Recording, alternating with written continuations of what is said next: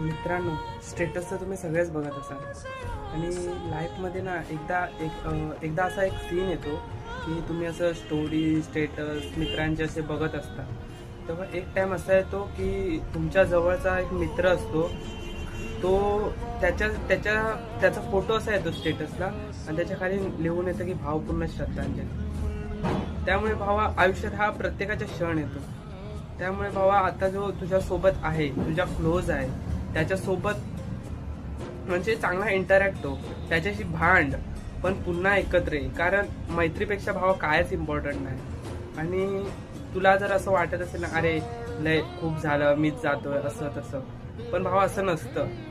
तर मैत्रीमध्ये काहीतरी असं, आता लव्ह मध्ये करताना तसं मैत्रीत करायचं आणि मैत्री तोडू नका भावांनो. कारण मैत्री ही मागून सुद्धा परत भेटत नाही. त्यामुळे मैत्री जपा.